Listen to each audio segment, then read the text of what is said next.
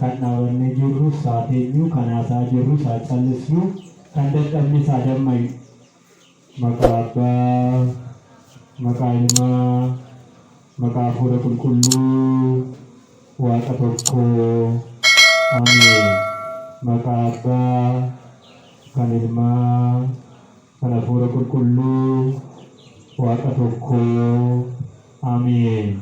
Maqaa Abbaa maqaa Ilmaa maqaa Hafuura Qulqulluu sadan Waaqa tokko Ameen. Addunyaa kan mo'atu eenyudha? Kabajamoo abbootota mana amantaa kanaa kan ta'an bulchaa fi hoogganaa mana amantaa kanaa luba Tamasgeen Kabbadaa ija Waaqayyoo kan taatan abboonni koo luboonni hojii Waaqayyootiif kan ariifattan obboloonni keenya koodaa kunuunni mana qulqullummaatii gara Beetleemiidhaa gara mana qulqullummaatti kan deddeebitan sagalee Waaqayyoo labsuudhaaf kan hin dhageenye akka dhaga'uuf kan hin barannes akka baratuuf kan hin hubannes akka hubatuuf kan dadhabes akka dammaquuf kan hin amannes akka amanuuf akka duuka bu'ootaa handaara dachee hunda naanna'uudhaan sagalee Waaqayyoo kan waliin geessan barsiistonni wangeelaa akkasumas yeedaloo yaadaniitiin wangeela kan lallabdan faarfattoonni dhiirotaas faarfattoonni shamarraniis bareedina mana amantaa fi dungoo mana amantaa kan taatan abboonni koo hangafoonni haadholoonni koo hangafoonni deessanii kan nu guddisanii sadarkaa kanarraan kan nu geessan akkasumas fakkeenya mootummaa Waaqayyootiin kan fakkeeffamtan daa'imman xinnoonis guddoonis maqaa Waaqayyootiin nagaa isin gaafadha. Akkam bultanii? Maali? Nyaanni ganama waan ta'eef isinitti ilaalama. Akkam bultanii? Abboonni akkam bultanii? Maali nagaan hin bulle? Nagaan hin bulle warri gama jirtan. Akkam bultan? Wanta arguu kana natti ta'uu didu kanaaf hin dhageenye. Nagaa bultanii jennee nagaa Waaqayyoo hunduma keenya nu wajjin haa ta'u. Egaa Waaqayyo gooftaan keenya arjummaa isaatiin tolummaa isaatiin akkan barsiisuudhaaf hayyama isaa nuuf haa ta'u. Hunduma deebisitee qulqullummaa fooniitiin qulqullummaa yaadaatiin ijoollee addaan ol kan taate Sillaaseedhaa gadi kan taate obboleettiin ergamootaa haadha warra ergamtootaa Gudaantiin gammoojjii Gibxii kan wangeela fakkaattu kan qulee fakkaattu kan wangeela nuu deessee abaaboon firee haati nageenyaa goggogsituu madaanaawwan kan taate haati keenya qulqulleettii dubaroo Maariyaam maqaan ishee warra ishee jaalatan biratti kan kabajame warra ishee jaalanne biratti kan sodaatame nuuf haa ta'u. Akkasumas mana ijaarranaa bultii godhannaa maatii horannaa warqii hidhannaa osoo hin jedhin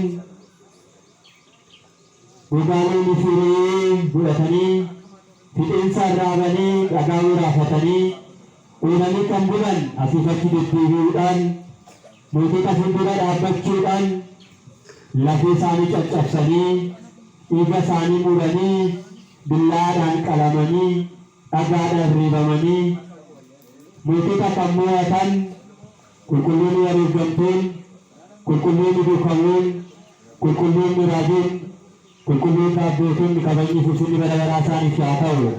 Ilillee raamee boodota keenya nama nu galateeffadha.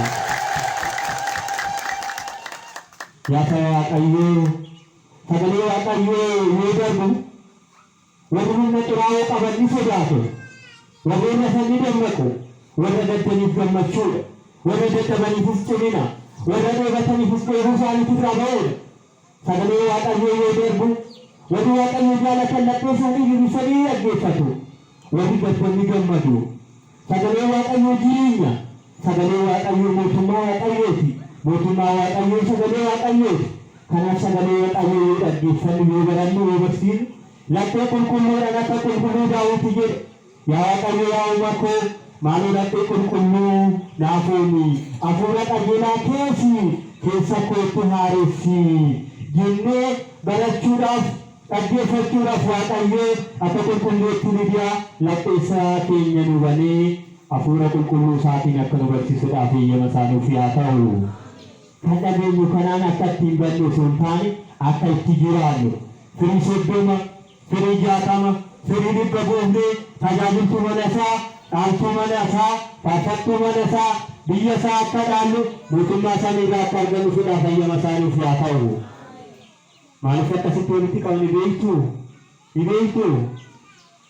beektanii ijoollee maaliif akkasitti walitti qabamne kan hin dhageenye dhaga'u kan hin agarres arguu fi kan hin dhageenye maalidha kan hin agarre hoo maalidha mana Waaqayyootu hundumtuu haaraadha. Kanaaf waan haaraa dhaga'uun dhufne waan haaraa ilaaluun dhufne wanni haaraa kun immoo maalidha? Yaa saba Waaqayyoo ijoolleen haadha keenya qulqulleetti dubaroo Maariyaam maqaa Kiristoosiin kiristaanota kan taatan maqaa Amaanu'eeliin immoo amantoota kan taatan hundumti keessanuu waan hin agarre kan akka waliin agarru waan hin dhageenye kanas akka waliin agarru fedhaaf eeyyama isaa nuuf haa ta'u. Egaa akkuma dura barnoota keenya jalqaba irratti fudhachuuf taanne wamannuu ituu fayyadamoo ka addunyaa kana mo'achuu kan danda'u eenyu kan jedhu jecha kana fudhannee ilaallaa.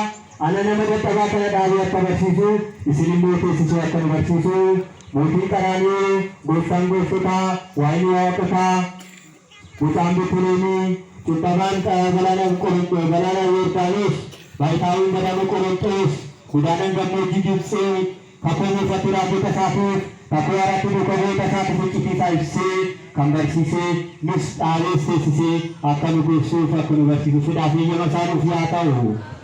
Egaa jalqaba barnoota keenya kan nuuf ta'u kitaabni manni amantaa Ortodoksii Tawaahidoo Itoophiyaan qabdu keessaa isa 81 yookaan abbaa 81 keessaa gara xumuraarraa kan jiru jecha tokko fudhannee waliin ilaalla. Jechi kunis addunyaa kana kan mo'atu eenyu? Kun gaafa hunda keenyatti haasa'u Waaqayyoo addunyaa kana akkamitti mo'anna? Addunyaa jechuunis maal jechuudha? Akkamitti immoo addunyaa kana mo'anna? Namoonni addunyaa mo'achuuf immoo maal gochuu qaba? Namoonni addunyaa mo'atan immoo maal ta'anii jiru kan jedhu ni ilaalla. Egaa Waaqayyo isaan keenya uumaan keenya Yesuus Kiristoos kan bagaatiin dhiyaatee mootii isaa ibsee akka nu barsiisuuf akka nu gorsuuf fedhaaf eeyyama isaa nuuf haa ta'u. Egaa barumsa keenya jalqaba irratti kan ilaallu addunyaa kana mo'achuu kan danda'u eenyu jedha. Jechi kun kan argannu ergaa Yohaannis isa 1:5 lakkoofsa 5 irra kan jiru ta'a. Egaa jecha kana ilaaluun dura Yohaannis isa kamtu jecha kana barreesse kan jedhu qalbeeffachuun dirqama keenya.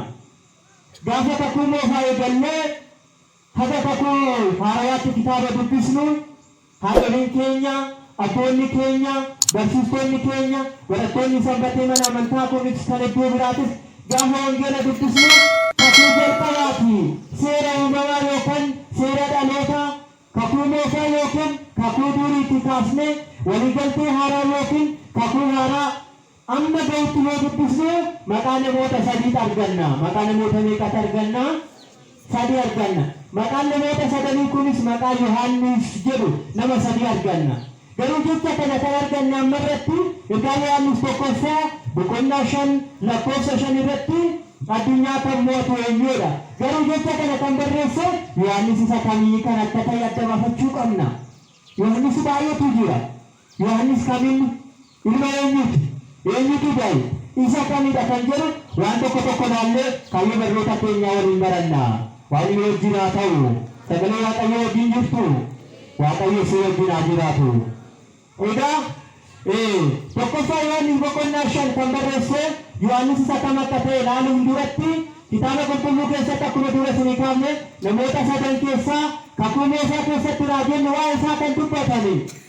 Irra deddeebi'uudhaan raajonni gurguddoo fi xixiqqoon kan dubbatan wangeelota arfan keessatti seenaan isaa kan barreeffame dubartoota jiranii hundumaa ol kan ta'e dubartoonni deessu kamiyyuu kan isa hin teenye kan isa deesse adda adda taate kan kitaabni ragaruuf ilmi Zakkaariyaasii fi ilmi Elsaabeet Yohaannis inni gooftaa keenya fayyisaa keenya Yesuus Kiristoos tuume Yohaannis jedhamuun ni waamama. Inni tokko Yohaannis jedhama.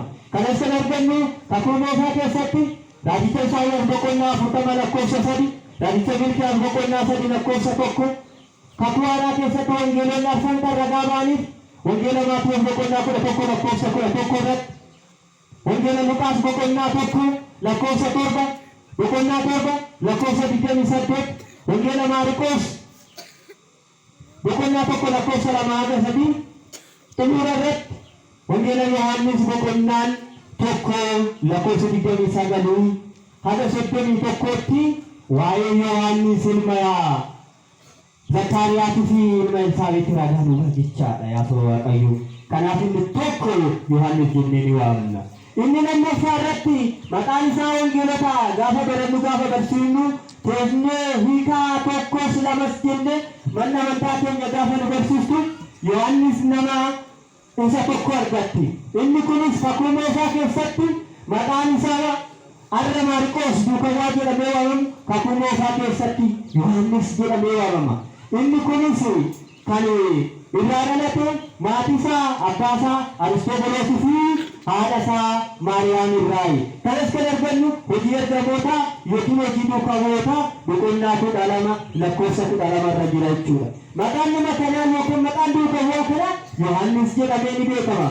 Mana duukaa bu'aa kanaatti mana maatii isaatti duukaa bu'oonni haadha gooftaa keenya walitti qabanii yeroo jiranitti Hafuurri Qulqulluun samii irraa gadi bu'ee duukaa bu'oota hundumarra taa'ee jechaadha kitaabni irra gaa'u.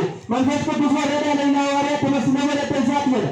Hafuurri Qulqulluun samiidhaa hunduma isaanii duukaa bu'oon mana duukaa bu'aa kanatti walitti qabamanii yoo jiran Hafuurri Qulqulluun tokkoon isaanii irra bu'ee hundi isaanii afaan garaagaraa argatan. Kanaaf duukaa bu'aan kun Yohaannis kun ilmi Aristoobuloosii fi Maariyaam kuni Yohaannis jedhamee ni waamama. Kanaaf kitaaba qulqulluu gaafa hiikkaa isaa teenyee barannu yookaan gaafa tintaanii isaa teenyee barannu namoota kana sadan argan. Inni sadaffaa irratti jiru seenaan isaas kan nama ajaa'ibu, kennaan isaatis kan nama ajaa'ibu, hojiin isaatis kan nama ajaa'ibu, dubbiin isaatis kan nama ajaa'ibu. Jecha amma dubbanne kana kan barreesse addunyaa kana mo'achuu kan danda'u yeroo kan barreesse ilma Zabdiyoosii fi ilma Maariyaam Bufaaliyaa kan ta'e obboleessi Yaaqoob Yohaannis jedhamee ni waamama. Baratanni fi eebbisaa nurra haa bulu. Egaa namni kun maqaa hedduu qaba. Kennaa addaas qaba. Kennaan isaatis amma hin jedhamu. Maqaan isaatis kan nama ajaa'ibuudha. Maqaa isaa baay'ee kaasuu ni dandeenya. Kennaan isaatis akkasumatti baay'ee kaasuu ni dandeenya. Egaa maqaa isaa keessaa inni tokko yoo kaasne ilaalle Abuqalamaasiis abbaa mul'ataa jedhamee ni waamama afaan Giriikiitti.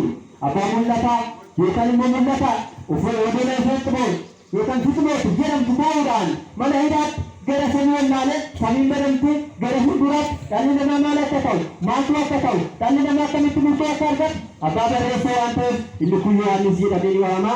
Afaan Giriikiitti Abuqalamaasiis jedhamuun ni beekama. Lammaffaa irratti immoo ibsituu waaqummaati. Waa'ee ibsituu Waaqayyoo, waa'ee Hoolaa Qaraaniyyoo Siyoon irratti arge jechuudhaan barammoota Yesuus Kiristoos akka wanatti fakkeeffame gamadiin gosotamee lafarra harkifame gara tabba Qaraaniyootti ba'ee waggaa fannifamu kan arge raajiidhaan yookaan immoo mul'ataan kan barreesse waan ta'eef ibsituu waaqummaa jedhamuun ni beekama jechuudha. Gama biraatiinis immoo Taawuloos jedhamuun ni beekama jechuudha afaan Ibraayisxiitiin. Maqaa hedduu qaba. Maqoota 5 ol moggaafamee isaaf jira.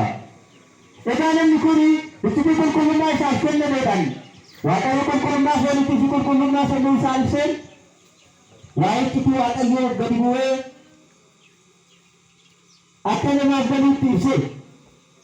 Maatewos, Maarqos, Luqaas ibsituudhaan yoo teessisan inni garuu jalqaba jecha ture jechi sunis Waaqayyoodha jedhee kan barreesse isa qofaadha.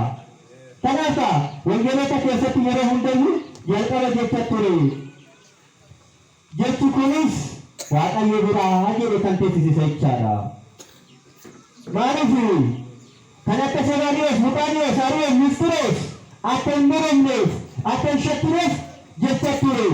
jechuunis waaqayyo biraayi jechuunis waaqayyo Maatiyoos yoo barreessanis Maariikoos yoo barreessanis Luqaas yoo barreessanis iccitiidhaan teechisanii inni garuu jecha ture jechuunis waaqayyo biraayi dhufee inni dhufasis waaqayyoodha jechuudhaan wangeela ofiisaati barreessa wangeela Yohaannis boqonnaa tokko lakkoofsa tokko hanga 14 yoo dubbisne ni arganna yaa maatii waaqayyo.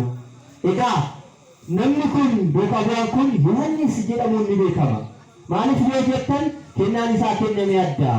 Namni kun seenaan isaa haga guyyaa irraattis ni kaafama. Foon isaatis biyya hin qabnes yookaan biyyatti hin makamne biyya goora bishaan biyya qulqulloonni jiraata jechaadha. Meeshaan lammaffaa irratti waaqayyo murtoodhaaf waggaa dhufutti ni dhufa. Eeliyaas wajjin ni barsiisan. Lafa Israa'el erga barsiisanii booda guyyaa sadiin booda biyya ni qammasanii biyya ni fudhatanii jedhee teessisa kitaaba. Kanaafuu gabaa kanaan irra haa bulu. Egaa namni kun kennaa isaa kenname kanaaleen walitti barreessi. Wangeelota jiranirraas adda inni. Seenaan isaas adda. Hojiin isaatis adda. Waa'ee Qaanaa Galiilaa yeroo jalqabaatiif kan barreesse isaa. Waa'ee Niqoodimoosis kan barreesse isaa. Waa'ee dubartii Samaariyaas kan barreesse isaa. Nama waggaa 38 siree cubbuutti maxxannaa beeta faayidaa qisus kan barreesse isaa. Nama guyyaa sa'aatii 48 boolla keessa ture waa'ee Alaazaris kan barreesse isaa. Waa'ee tiksee gaaris kan barreesse isaa. Ani isa bara baraati. Ani isa keessan jechuudhaan waaqayyo kan dubbate kan yeroo jalqabaatiif kan tattabeessa kana waan ta'eef eebbisaan irra haa bulu. Egaa Yohaannis gara barnoota keenyatti yoo deebinu ergaa tokkoffaa boqonnaa 5 lakkoofsa 5 irratti wamannuu ituu zaymayyoo olaalan addunyaa kana mo'achuu kan danda'u eenyu kan jedhu barreesse. Egaa namni kun kitaaba 6 barreesse. Kitaabni 6 barreesse keessaa kitaabni jalqaba irratti barreesse wangeela Yohaannis ofiisaatiif kan barreesse boqonnaa 21 lakkoofsa 828 qabu kan barreessine jechaadha yaa saba waaqayyo. Lammaffaa irratti mul'ata haadha keenya qulqulleetti dubaroo kan barreesse isa jechaadha. Sadaffaa irratti wangeelota ergaa tokkoffaa ergaa lammaffaa ergaa sadaffaa jechuudhaanis kan barreesse isa waan ta'eef inni xumura mul'ata yookaan immoo Abuqaloomasis mul'ata jechuudhaanis kan barreesse isa boqonnaa 22 qabu lakkoofsa 405 qabu kan barreesse isa waan ta'eef galanni fi eebbisaan irraa haa bulu. Egaa Yohaannis ergaa tokkoffaa kan jiran ergaa lammaffaa fi ergaa sadaffaa isaatirraa yoo adda ta'e ergaa Yohaannis isa jalqabaa isaa yookaan isa tokkoffaa irratti boqonnaa 5 lakkoofsa 5 irratti addunyaa kana kan mo'atu eenyu laata? Gaafni hunda keenyatti yaa saba waaqayyoo daa'immanis manguddoonis hundumtuu barsiisonnis abboonni keenyas addunyaa kana kan mo'atu eenyu? Kun gaafii hunda keenyatti garuu wanti nuun gallu tokko namoonni tokko osoo hubate karaa baay'eedhaan haasa'u. Garuu addunyaa jechuun ishee akkam akka taate manni amantaa keenya nutti hima. Kitaaboleen abboonni barreessan kitaabni hiikoo yookaan immoo handimtaa turgaanii irratti ni teessisa jechuudha. Haa ta'u garuu addunyaa maal akka ta'e al tokko ni ilaalla. Egaa addunyaan hiikaa 3 qabdi jedha. Akka hiikaa tokkos lamas jettutti manni amantaa keenya. Hiikaa meeqa qabdi? Sagalee keessan ol kaasa. Hiikaa meeqa qabdi? 3 qabdi. Hiikaa dhokataa 2 fi hiikaa ifaa 1. Dhokataa jechuun maal jechuudha? Kan iccitiin isaa sirriitti mul'anne akka kunoo Maatiyoos, Maariikoos, Luqaas waa'ee waaqayyoo iccitiin teessisan. Akka Yohaannisitti immoo ifatti jechuun waaqayyo biraa jecha ture jechuunis waaqayyo ifatti teessise. Akkasuma addunyaa jechuun hiikaa dhokataa 2 fi hiikaa ifaa 1 qabdi. Hiikaan ifaa ishee addunyaa jechuun guyyaa uumamte irraa jechuunis Bitootessa 29 bara wangeelaa Yohaannis gaafa sanbata guddaa yookaan dilbata guddaa lafaa fi samiin uumamte haga guyyaa dabarsutti jechuunis akka baay'ina isaa yookaan immoo Ushariitti bara 485 hafe kun ga'utti lafaa fi samiitu walumaa galatti uumamtoonni 22 as keessatti samiiwwan isas keessatti samiiwwan 7 addunyaawwan 20 as keessatti addunyaa jedhamuun ni beekamti jedha kitaabni keenya. Kana hubachuu qabna. Tun addunyaa jedhamtee ni waamamti. Hiikan lammaffaa immoo addunyaa jedhamuudhaan kan waamamu fedhii fooniiti. Maalidha? Maalidhaan jedhe? Maalidha? Fedhii foonii. Laalaata. Gooftaan keenya fayyisaan keenya Yesuus Kiristoos wangeela Yohaannis irratti gaafa barreessu maal jedhee barreesse seetanii?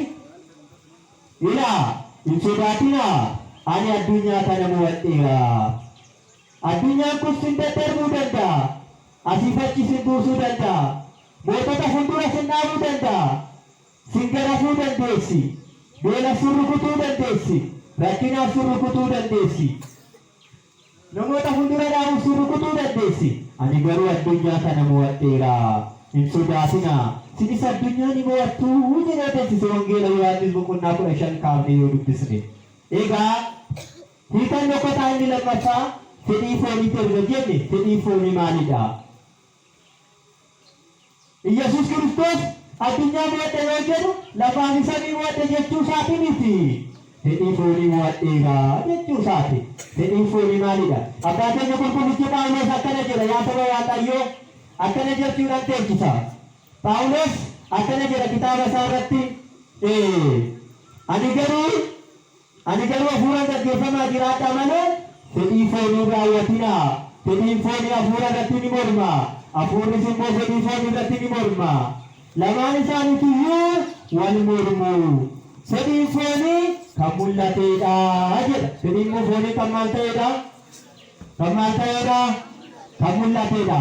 Innis akkas jedha gaa. Fedhiin foonii kun jedha.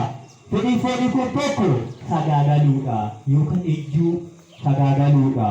Akkasumas waaqa tolfamaa waaqessuu, loluu, of tuuluu, ajjeesuu, hinaaffuu. Kana ta'a Yesuus Kiristoos kanarraa qulqulluudha. Waaqa qulqulluu kan cubbuu hin qabne, kan cubbuun isa hin tuqne. Egaa fedhiin foonii kana jechuudha. Hiikan dhokkataa isaa fedhii fooniiti. Fedhii foonii kana mo'achuu qabu. Fedhii foonii maali? Sagaagaluu. Fedhii foonii maali? Sobuu. Fedhii foonii maali? Ajjeesuu. Fedhii foonii maali? Hinaaffuu. Fedhii foonii maali? Namarratti waan badaa yaaduu. Yesuus Kiristoos ani kana waan hin goone addunyaa kana mo'adhe. Warri sagaagalle, warri hin hanne, warri hin soomne, warri hin ajjeefne, warri namarratti waan homaa hin taasisne, warri of hin tuulle addunyaa ni mo'attanii. Kan soomu, kan ajjeesu, kan sagaagalu, kan haatu, kan achisiisu seexana waan ta'eef yoo kana hin goone sin seexana mo'attanii jirtu jechuudhaan nutti hima jechaadha. Namoonni baay'een dukkana da'oo godhachuudhaan halkan iddoo garaagaraa kan dhaabbatan baay'eetu jiru. Iddoo hedduu kan deeman baay'eetu jiru. Namoonni baay'een kan wal lolan baay'eetu jiru. Hinaaffarraa kan ta'e kan wal ajjeesan baay'eetu jiru. Kitaaba keessatti siin jira. Qaayil obboleessa isaa Abeel kan ajjeese hinaaffarraa kan ta'e aarsaa Waaqayyoof Abeel sirraa ta'uudhaan Qaayil obboleessa isaa Abeel ajjeesee jedha. Nutis namoonni tokko osoo hin hojjetin hojii namaatti hinaafuudhaan kan obboleessa ofii ajjeesan kan obboleessa isaa ajjeesan baay'eetu jiru. Egaa dhumarratti warri akkana godhan immoo mootummaa Waaqayyoo hin dhaalanidha. Phaawulosis maal jedhaa? Dhumarratti warreen akkana taasisan mootummaa Waaqayyoo tasumayyuu hin arganii, arguudhayyuu miti hin dhaalanii jedha. Yaa saba Waaqayyoo kanaaf fedhii foonii keenyarraa deebi'uu qabna. Egaa dafnee dandeetteedha. Inni lammaffaan hiikan dhokkataa isaa hojii seexanaati. Na wajjin jirtu sagalee Waaqayyoo wajjin jirtu hundumtuu hin darba. Nyaanni sin darba. Fedhiin foonii sin darba. Hundumtuu hin darba. Kan hin dabarre maalidha? Sagalee Waaqayyoo qofa. Kanaaf sagalee Waaqayyoo wajjin teenyaa baranna. Iddoo garaagaraa kan deemuuf hawwitan dhiisaa boroo mukumaan baatamnee dhufna. Luka lamaan dhufnaarra borommoo luka afuriin nu fidani. Namicha tokkotu maal jedhe seetanii manguddoodha. Yeroo hunda mana amantaan deemu yaa abbaa mana amantaan deemtanii sin amma koo umuriin keessan deemeera. Teessanii sagalee Waaqayyoo barattanii gaabbii galtanii qulqullaa'uu wayyaa jedhee gaafate. Yaa ilma koo yeruma tokkoon waan qabu hundaa carrifadheen luka lamaan dhiisee luka afuriin dhufuu barbaadee jedhe. Naan argitani namoonni akkasitti yaadan baay'ee jiraachuu danda'a. Garuu immoo lamaan dhufuutu bu'aa qaba. Afuriin dhufuun baay'eedha. Awultii ilaalaa duuba keessan. Kun irra ta'aa jirtanii, kun immoo kun akkasitti jira. Kanaaf hundi keenya lafatti gaddeebi'uun keenya oolu. Garuu hojii gaarii hojjechuudha. Sagalee Waaqayyoo barachuudha. Sagalee Waaqayyoo jireenya. Egaa inni sadaffaan addunyaa kan jedhamte hojii seexanaati. Hojii seexanaati. Phaawulos maal jedha? Hojii seexanaa abdii nama kutachiisuu, akka soomni nama taasisuu, akka gaabbiin galle nama dhoowwu, akka sagadan gaggeessine nama dhoowwu, akka kennaan kennine nama dhoowwu. Kun hojii seexanaati. Namni saganne, namni soomne, namni kennaan kennine, namni gaabbiin galle hojii seexanaatu hojjechaa jira. Seexanichis ofiif mana ijaarrachaa jira. Warri sooman, warri kadhatan, warri sagadan, warri qiddaasii mana amantaa deemanii as qaddasiisan, warri sagadaa jireenya samii baratan isaan ijoollee Waaqayyooti. Isaan immoo hojii seexanaa mo'atanii jiru jedha. Kitaaba Samuuna Himamaati yookaan torbee dhukkubii keessatti gaafa kamisaa yoo dubbistanii raattan abbootiin namicha tokkotu ture jedha. Maaltu ture? Maaltu ture abbootiin? Dhaggeeffadhaa isiniif dubbatama ta'a. Namicha tokkotu tureedha. Namichi kun qabeenya qabaa'edha. Qabeenya guddaa qaba. Sooressa. Gaafa tokko akkas jedhee yaade. Ani lubbuu koo kana hunda miidhee foon koo gammachiisaan jira. Gaafuma tokko iyyuu lubbuu koo gammachiisne waan ta'eef kana booda kanatti hunduma kana dhiisee magaalaa bahee deeme gara holqa yookaan gadaamii galeen sooma fi kadhannaadhaan kennaan jiraadhaa jedhee murteessee magaalaadhaa bahee jedha. Maalidhaa bahee? Maalidhaa bahee? Magaalaadhaa bahee jechaadha katamaa isa jechisiisan. Gaafa bahu seexanichi ni beeka waan ta'eef namichi akka harkaa bahe waan beekuuf katamaa qarqara yookaan magaalaa qarqara daandii irratti eege. Daandii irratti eege yaa abbaa eessa deemtaa jedheen. Yaa abbaa eessa deemtaa? Garamitti deemtaa jedheen. Ani bara jireenya koo keessa gaaf tokko iyyuu foon koo hin lubbuu koo hin gammachiisne foon koo hin gammachiise malee sagadees hin beeku, soomes hin beeku, kadhadhees hin beeku, malee waaqas hin beeku. Ani qabeenyuma koo taleedha. Kana booda kana hunda dhiisee gara gadaamii deemee toon walokkosee kadhannaadhaan, sigdatiidhaan, kennaadhaan jiraachuun barbaadee jedheen. Akkasii jedheen eeyyee jedheen. Maal yeroo anumtuu namaan dhabee nama wajjin deemna koottuu jedhee harka qabee faana deeme. Eenyu? Seexanichi. Egaa natti seexana jedhe jarri booda maqaa walitti matan. Tokko erga hiikanii booda silayyuu wajjin deemna naan jette maqaan keenyunni jedheni jaarsichi. Maqaan koo Iskamaayizeenuudha yookaan immoo hamma yoomitti gadaamii ga'anii abbootota bira ga'anii uffata irraa fuudhanii mana kennanii fi bultii lama bulan guyyaa lama.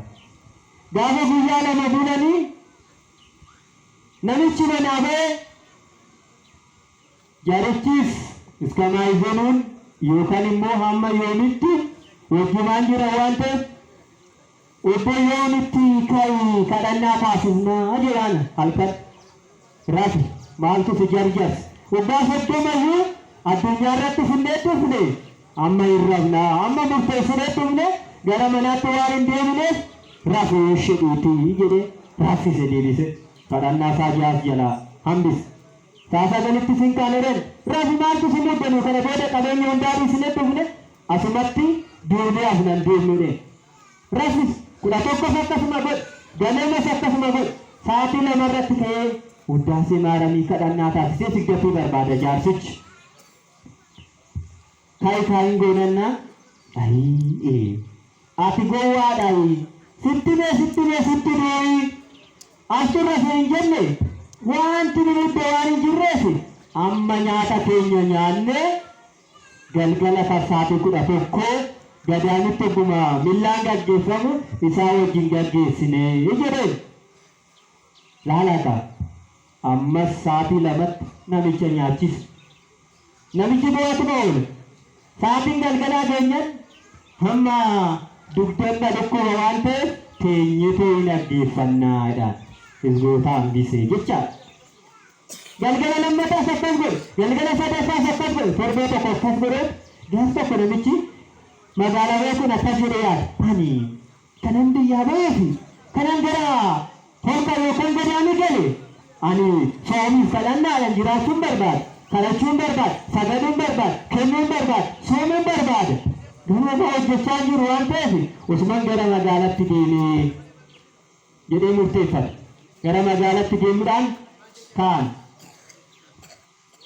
yaa obboo maayizeenuu yookaan immoo yaa obboo hamma yoomiitti ani waa tokko si mariisisuu barbaada kanan dhufee hunduunaan taane waan ta'eef gara magaalaa deebi'uun barbaada jedhee maaloo anuu duratti sitti nuun sodaadhe malee torbee takka osoo magaalatti deebinee dhufne jedhee namicha fudhatee sataatti godhee gadaamiin ga'ee gadaamiin fudhatee gara manaa deebi'e. Ogguma gara magaalaatti dhiyaatanii addaan ba'uu kaanii hamma yoomittiin maal jedhee gaafate seetanii na beektanii jedheen jaarsichaa maal jedheeni na beektanii duratti maallaan jirteeti asii baaninna duratti immaa hamma yoomitti asiin jedhe ani amma maqaa koo jijjiirradheera hamma asiitti maqaan kooyi hamma eessatti amma asiitti duratti hamma yoomititti gadaami jiraanna gadaami deemsee balbala katamaatti geessan maqaan koo jedhani amma asiitti kanaaf seexanichi hamma eessatti yoo jettan amma murtootti qofaa gaafa murtoon nu fudhatee nurraa badalaala amma murtoon ga'utti jaarsinis dargaggeettinis hundumti keenyayyuu waan barbaadan irratti godhu gaafa murtoo bira geenye ani ammuma asitti deemii nuun jedha jechaadha. Kanaafiyyuu hundumti keenyayyuu hamma yoomitti hamma asiitti osoo hin taane murteessuudha. Jireenya keenya irratti murteessuu qaba. Kanaafuu jireenya keenya irratti murteeffannee kaa'uu qabna.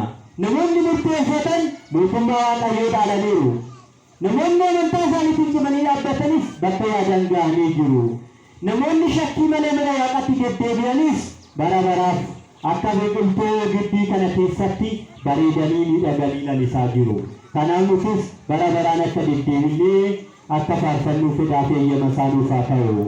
Akka abbootota keenyaa akka qulqulluu Atinaatiyoos akka qulqulluu Basileyoos akka qulqulluu Gorgoriyoos akka qulqulluu Diosqoroos akka qulqulluu Epifaaniyoos galataan qiddaasiidhaan aga bara baraatti akka jiraannu fedhaa eeyyama isaanuuf haa ta'u. Dargaggoonni akka Qirqoos akka Anaaniyaa akka Azaariyaa akka Misaa'el amantaa keenya naa dhaabbannu. Ameen jettanii maaliin dhaabbattanii? Waaqayyo imaana nutti kenne imaana keenya 40 fudhanne cimsinee haa eeggannu. Haga yoona kan nu barsiise kan nu gorse waaqa abboolii keenyaaf kabajni ulfinni bara baraa isaaf haa ta'u. Waaqa keenya mee galateeffadhaa. Wamannuutu zayima yi'oo addunyaa kan mo'atu eenyudha? Erga Yohaannis 1:5 lakkoofsa 5 kan nu barsiise kan nu gorse waaqa abbootii keenyaaf kabajni ulfinni bara baraa isaaf haa ta'u. Galanni fi waaqayyo hunduma keenya wajjin haa ta'u. Hiqooyyee Ilim jeda me waaqayyo filil jeda